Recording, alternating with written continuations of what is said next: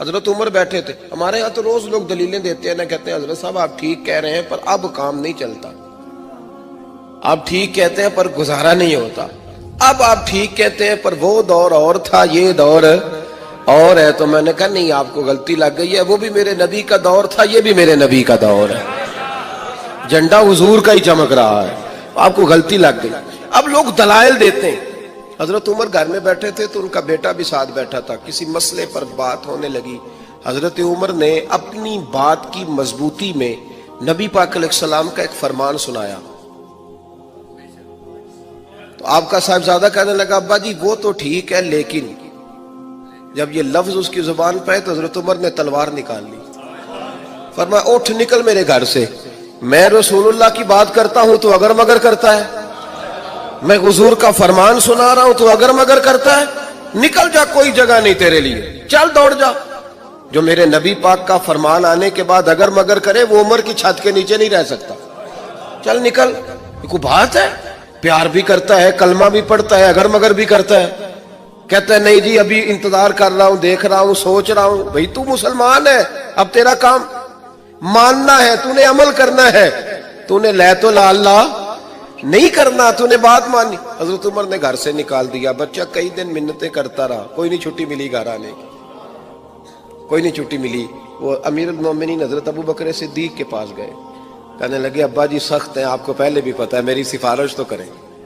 तो जनाब सिद्दीक अकबर घर आए, कहने लगे चल बस कर, तू सख्त ही हो जाता है, छोड़ दे। कहने लगे अबू बकर तुम्हें पता है इसने किया क्या है? कहा हाँ, ये कहता है कि हदीस मैं वही तायीद ही करने लगा था बस, लेकिन निकल गया मुंह से। क्या लफ्ज है हजरत उमर के। फरमाने लगे अबू बकर दिल पे हाथ रख के बता, तेरा बेटा ऐसे करता तो तू क्या करता? जनाब सिद्दीक अकबर रो पड़े, फरमाया मेरा इम्तिहान न ले। अबू बकर रो पड़े, मेरा इम्तिहान न ले, मुझसे ना पूछ कि मेरा बेटा हुजूर के मुकाबले में अगर मगर करता तो आप क्या करते? तो जनाबे अबू बकर फरमाने लगे तूने तो तलवार उठाई थी ना, मैंने मार भी देनी थी, तो उठाई थी। अगर मगर ये गुलाम है, ये नबी पाक का गुलाम है, इसको कह दिया झूठ हराम है तो कहता मेरा गुजारा नहीं, इसको कहा गया ये चीज गलत है तो कहता काम नहीं चलता। तू गुलाम है, जिसको आपने गुलाम रखा हुआ है, नौकर रखा हुआ है, आप उसको कहें जा 5 किलो चीनी ले आ, वो अगर आपसे कहे नहीं 2.5 किलो मंगा लो, मान लोगे बात? वो कहे नहीं जी अभी टाइम नहीं, 5 किलो कैसे उठाऊंगा, बड़ा मुश्किल काम है, 10 किलो सब्जी भी तो लानी है, तो मान लेते हो। अल्लाह रसूल को कहते हो आहिस्ता आहिस्ता नमाज पढ़ूंगा, आहिस्ता आहिस्ता नेक हो जाऊंगा। इमाम अहमद बिन हंबल रहमतुल्लाह ताला अलैह फरमाते हैं मार्केट गया, मंडी गया, एक गुलाम खरीद के लाया, घर ला के मैंने उसको पूछा तेरा नाम क्या है? कहने लगा हुजूर गुलामों का नाम नहीं होता, आप किसी और को भी आवाज देंगे तो मैं समझूंगा मुझे ही बुला रहे हैं। आपने फरमाया तू खाएगा क्या? कहने लगा हुजूर गुलामों के नखरे नहीं होते। इमाम साहब फरमाते मुझे वजद हो गया उसकी बातों से, मेरा वजूद के रोंगटे खड़े हो गए। मैंने तीसरा सवाल पूछा, मैंने कहा तू ये कमरे हैं हुजरे कोई पसंद कर ले, कहाँ रहेगा? कहते वो रो पड़ा, मेरे पास आ गया, कहने लगा हुजूर मुझे गुलाम ही रहने दें, मेरी आदतें ना खराब करें, हुजूर आप जहां आपका दिल करे ना इशारा कर देना, मैं वहीं सो जाऊंगा। इमाम साहब कहते हैं मैंने उसे कहा उठो यार, वो खड़ा हुआ तो मैंने कहा सीने लग जा, तू आजाद है, तू गुलाम बनने के नहीं, तू तो आका बनने के काबिल है। तू राती जागे ते शेख सदावे ते राती जाग दे कुत्ते तैथू उत्ते। हजरत बाबा बुल्ले शाह साहब ने बड़ी पते की बात समझाई। कहने लगे तूने एक कुत्ता रखा होता है, तू उसका मालिक होता है, एक रोटी तू डालता है उसे, कुत्ता दूसरी मांगे तो तू जूता उठा लेता है, और फरमाया वो एक रोटी खा के ना सारी रात तेरी पहरेदारी करता है, एक एक लुकमे की वजह से सारी रात कुत्ता तेरे दरवाजे पे खड़ा है। और फरमाने लगे तू एसी में सोता है, वो जाके ना किसी नाली में सोया रहता है। फरमाया जिसका तू मालिक है तो अपनी नेमत देख और उसकी नौकरी देख, अब ये देख जो तेरा मालिक है उसकी नेमतें कितनी है और तेरी नौकरी कितनी है, ये जरा गौर कर। फरमाने लगे राती जागे ते शेख सदावे, राती जाग दे कुत्ते तैथू उत्ते, मालक दा दर मूल नहीं छड़ दे, भावें मारो 100 जुत्ते तैथू उत्ते, एक बुरकी दा कदर पछानन ਭਾਵੇਂ ਮਾਲਕ ਹੋਵਣ ਸੁੱਤੇ ਤੈਥੋਂ ਉੱਤੇ ਉੱਠ ਬੁੱਲਿਆ ਚੱਲ ਯਾਰ ਮਨਾ ਲੈ ਨਹੀਂ ਤੇ ਬਾਜ਼ੀ ਲੈ ਗਏ ਨਹੀਂ ਕੁੱਤੇ उठ बुलिया चल यार मना ले नहीं तो फिर बाजी ले गए नहीं वो तो बाजी ले गए आगे गुजर गए भाई ईमान का मतलब है मान लिया तो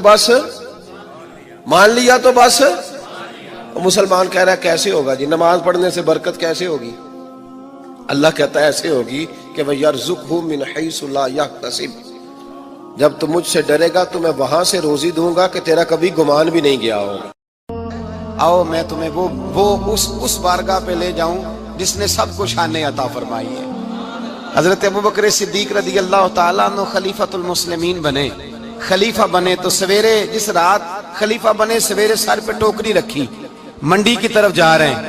हजरत उमर फारूक रदी अल्लाह तआला अन्हु मौला अली शेर खुदा को किसी ने बताया कि वो तुम्हारा खलीफा तो जा रहा है मजदूरी करने, वो तो जा रहा है कमाई करने। हजरत अली शेर खुदा मौला कायनात जनाब फारूक आजम दोनों ने रास्ते में रोका। अबू बकर कहाँ जा रहे हो? फरमाने लगे काम करने जा रहा हूँ, मजदूरी करूंगा, मंडी में जाऊंगा, तिजारत करता था उसको जारी रखूंगा, बच्चों का पेट भी तो पालना है। अब तुम्हारी हुकूमत के पीछे बच्चे तो नहीं ना भूखे मरवा लेने, मैंने कुछ करना तो है। हजरत उमर कहने लगे चला आके बैठ, हम सहाबा को इकट्ठा करते हैं और माले गनीमत से तेरा वजीफा लगाते हैं, आपको वजीफा मिलेगा माना। तो आप बैठ करके मस्जिद में तो ड्यूटी करें। बैठ गए, मुशावरत हुई तो हज़रत अबू बकर सिद्दीक रदी अल्लाह ताला अन्हु से पूछने लगे जनाब बतलाइए आपका कितना वजीफा लगाया जाए। तो हज़रत अबू बकर सिद्दीक फरमाने लगे उतना लगा दो जितनी एक मजदूर की तनख्वाह होती है।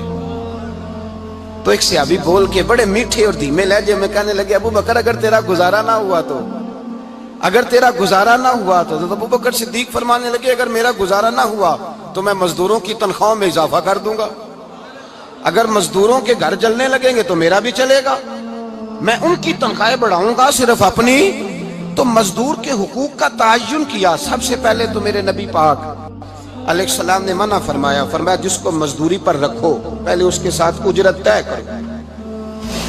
हुजूर सल्लल्लाहु अलैहि वसल्लम ने फरमाया जब तक उजरत वाज़े ना हो जाओ किसी को काम पर, जब तक उजरत वाज़े ना हो जाए, मुकम्मल ना हो जाए कि क्या देना है तय करें, क्या लोगे जो जनाब दे देंगे ले लूंगा। शरीयत इसको पसंद नहीं करती, महबूब नहीं रखती। पहले उसके साथ पहला हक मजदूर को ये दिया कि उसकी उजरत पहले, बोलिए उजरत पहले उजरत तय होगी, ये पहला हक है। और मजदूर का दूसरा हक क्या बयान किया मेरे नबी पाक ने? फरमाया जब, और ये ऐसी आला बात है कि जितने हुकूक लिखने वाले हैं ना, जितने बैनुल अक़वामी सतह पर इंसानी हुकूक का चार्टर बनाने वाले हैं, वो कहते हैं कि ये ऐसा नुक्ता हुजूर ने बयान कर दिया है कि इससे आगे को बढ़ ही नहीं सकता। ये ऐसी बात है कि जिसकी शरह भी कोई नहीं कर सकता। मेरे हबीब करीम अलैहिस्सलातु सलाम ने फरमाया पहले तय करो, और क्या खूबसूरत लफ्ज है, कानून बना दिया। फरमाया जब मजदूर मजदूरी कर ले तो उसका पसीना खुश्क होने से पहले पहले उसे अदा कर देना, उसका पसीना खुश्क होने से पहले उसे उसकी मजदूरी दे दो। एक सहाबी अपने खादिम गुलाम को मार रहे थे तो मेरे नबी पाक तशरीफ लाए, फरमाया क्यों इसे मार रहा है? हुजूर गलतियां बड़ी करता है। तो नबी पाक ने फरमाया जितना तुझे इस पर इख्तियार है ना, उससे कहीं बढ़कर मेरे रब को तेरे ऊपर बड़ा इख्तियार है। कहा हुजूर ये बड़ी गलती करता है, मैं आखिर कितना माफ करूं? तो हुजूर ने फरमाया उतना माफ कर जितना मेरा रब तुझे माफ फरमाता है। पता है तेरी सुबह से लेकर शाम तक कितनी कोताहियां हैं। दरगुजर का हुक्म दिया, पहला हक ये दिया मजदूरी तय करो, दूसरा हक ये दिया पसीना खुश्क होने से पहले अदा करो, तीसरा हक ये दिया कि उससे दरगुजर करो, गलती हो जाए तो दरगुजर करो। तो या रसूल अल्लाह मजदूरी कितनी दें? मेरे नबी पाक बुखारी मुस्लिम हुजूर सैयद आलम सल्लल्लाहु अलैहि वसल्लम ने फरमाया मजदूर का हक बयान किया नबी पाक ने, और एक बात इरशाद फरमाई तो उसके अंदर कई पहलू, एक हदीस में कई पहलू बयान फरमाए। हबीब पाक ने फरमाया जैसा तुम खाते हो वैसा ही उसे, भाई बस खत्म हो गई बात। इतनी बड़ी बात कर दी सरकार ने। कभी देखा है आपने कि मजदूर को ऐसे खिलाया जा रहा हो जैसा मालिक खा रहे हैं? हुजूर ने फरमाया भाई मजदूरों का हक ये है कि जैसा तुमने खाना है वैसा उसे کھلانا ہے، اور فرمایا جیسا تم نے پہننا ہے ویسا اسے پہنانا ہے۔ اور پھر میرے حبیب کریم علیہ الصلوۃ والسلام نے ارشاد فرمایا اس کی ہمت سے بڑھ کر تم اس پر بوجھ نہیں ڈال سکتے، جتنا کام وہ کر نہیں سکتا اتنا تم اسے دے نہیں سکتے، اور فرمایا اگر اتنا کام دینا ہے جو اس کی ہمت سے زیادہ ہے تو میں اس کے مالک کو کہتا ہوں وہ بھی اٹھ کے مزدور کے ساتھ کام پہ لگ جائے، اٹھے اس کے ساتھ کام میں شریک ہو جائے۔ مزدوری کا بھی تعین فرمایا، اور پھر اس کو کام کس مقدار کا دینا ہے، مزدور کو کس قدر زیادہ اس پر بوجھ ڈالا جائے گا، یہ بھی مصطفیٰ کریم نے بیان فرمایا۔ فرمایا جو لا یکلف اللہ نفسا الا وسعها، اللہ بھی تم پر وہ بوجھ نہیں ڈالتا جو تم اٹھا نہیں سکتے، تو کسی مزدور کو تم ایسا کام نہیں بتاؤ گے۔ حضرت عثمان غنی رضی اللہ تعالیٰ عنہ ایک دن حضرت عمر فاروق سے کہنے لگے عمر بس کر دے یار، تیرے بعد بھی تو لوگوں نے خلیفہ بننا ہے، کیسے کوئی تیرے رستے پہ چلے گا؟ تو حضرت عثمان غنی سے جناب عمر کہنے لگے کیا ہو گیا؟ آپ فرمانے لگے کل میں دیکھ رہا تھا کہ لوگ باغ میں مزدوری کر رہے تھے اور آپ امیر المومنین ہو کے ان کا ہاتھ بٹا رہے تھے، ہاتھ بٹا رہے تھے۔ تو حضرت عمر کہنے لگے بوڑھے تھے، بیمار تھے، مزدوری کر رہے تھے تو پسینہ بہہ رہا تھا، کیا ہو گیا اگر تھوڑا سا میں نے ساتھ دے دیا؟ حضرت جناب سیدنا فاروق اعظم یہ لفظ کہتے ہوئے رو پڑے۔ آپ فرمانے لگے میں کسی بادشاہ کا شہزادہ نہیں، میں بھی اسی باپ کا بیٹا ہوں جو اونٹ چرا کے گزارا کیا کرتا تھا۔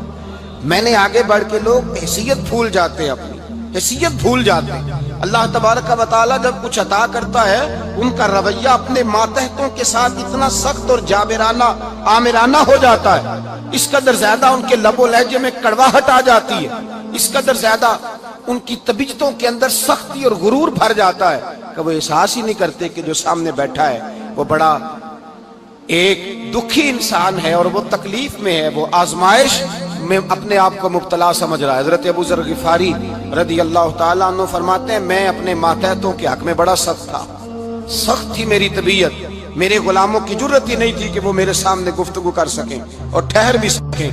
فرماتے ہیں جس دن میں کلمہ پڑھنے گیا، جس دن میں حضور کی بارگاہ میں، تو میں نے کہا حضور کوئی خاص نصیحت؟ تو نبی پاک نے فرمایا میری نصیحت تیرے لیے یہ ہے کہ جیسا تو نے کھانا ہے ویسا ہی غلام کو کھلانا ہے، جیسا تو نے پہننا ہے ویسا ہی غلام کو پہنانا ہے۔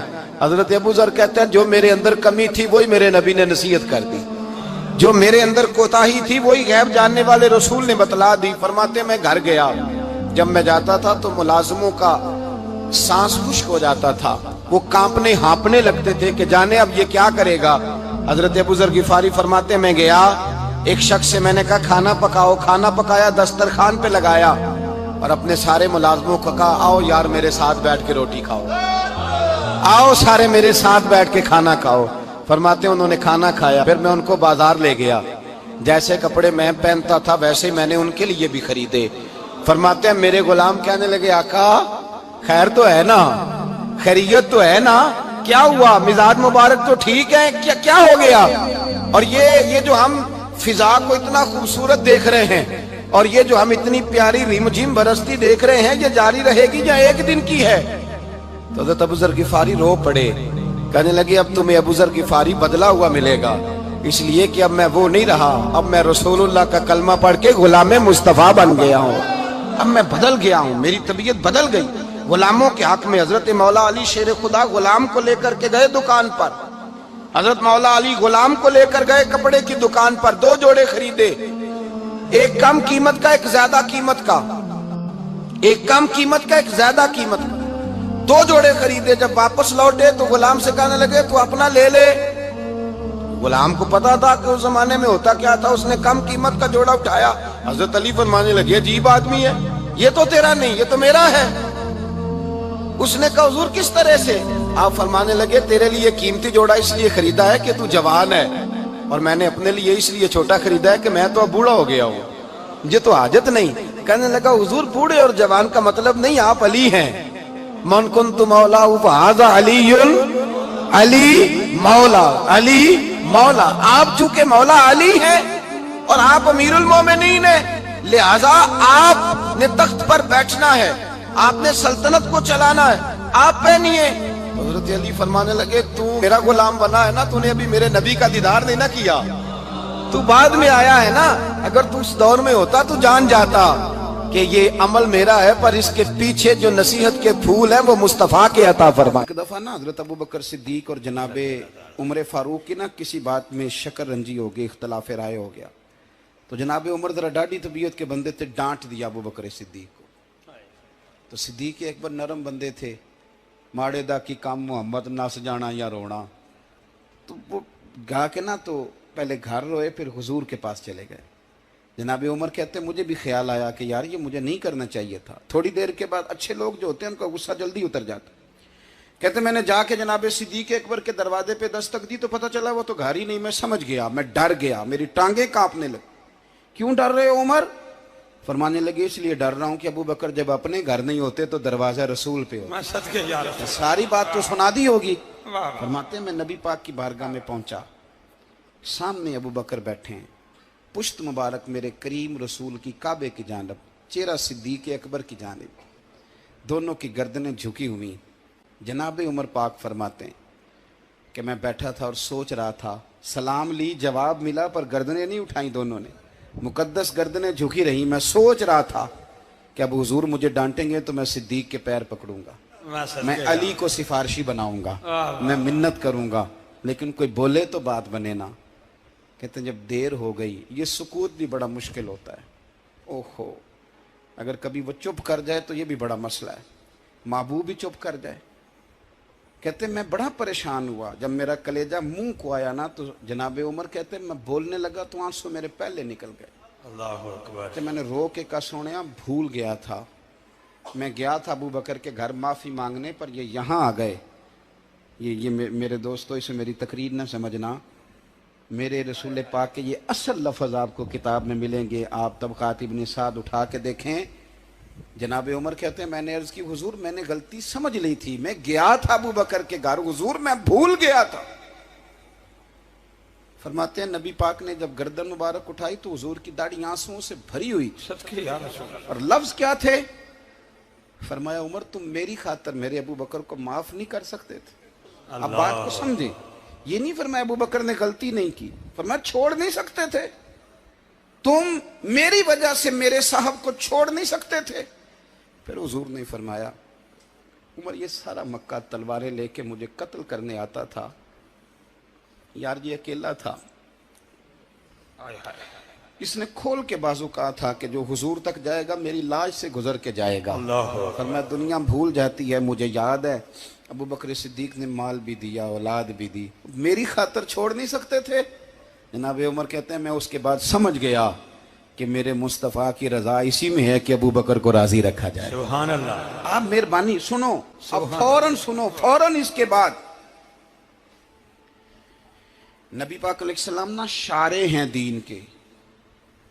حضور جو چاہیں کسی کے لیے حلال کر دیں اور جو چاہیں کسی پر حرام کر دیں. ایک شخص نے کہا تھا حضور 3 نمازیں پڑھوں گا, اس شرط پر مسلمان ہوتا ہوں. فرمایا 3 ہی پڑھنا, کلمہ تو پڑھنا. حضور شارع ہیں, علماء اس لفظ کو جانتے ہیں, میں زیادہ کھولتا نہیں. ہر شخص کو اجازت ہے, اگر وہ حقوق ادا کر سکتا ہے تو ایک وقت میں 4 نکاح کرے, اسے اجازت ہے. اگر حق دے سکتا ہے تو اجازت ہے. مولا علی نے بھی ارادہ کیا سیدہ کی موجودگی میں اللہ کہ میں دوسرا نکاح کر لوں, ساری کائنات کو اجازت ہے. تو سیدہ فاطمہ کے دل کو نہ تکلیف ہوئی, دوڑی آئی حضور کی بارگاہ میں. بی بی صاحبہ نے زندگی بھر کھل کے کوئی بات نہیں کی, آج بھی آئیں تو چپ کر کے بیٹھ گئیں. بیٹیاں بڑی پیاری ہوتی ہیں, ابا ہی انہیں بگاڑتا ہے, لاڈ ابا ہی دیکھتا ہے, کیا کریں مجبوری ہے. تو پھر میں نے دیکھا ہے بڑے بڑے سیانے ابے سگی بہن کے بیٹے کو بھی رشتہ دے کے نا, چاہے پالا بھی بھانجا خود ہی ہو, تو گھر جا کے معافی مانگتے ہیں, پتر یہ جنی بھی خراب ہی نا میری وجہ تو ہی, تھوڑا خیال فرمائیں. بیٹی معاملہ بڑا عجیب ہے نا جی. تو سرور کائنات کے پاس سید آئیں تو تھوڑے آنسو آنکھوں میں آئے. فرمایا فاطمہ کیا ہوا؟ عرض کی حضور کچھ بھی نہیں, سب کو جائز ہے تو علی کو بھی تو جائز ہے نا, نکاح کرنا چاہ رہے ہیں. حضور نے خطبہ دے دیا, مسجد میں لوگ جمع کر لیے.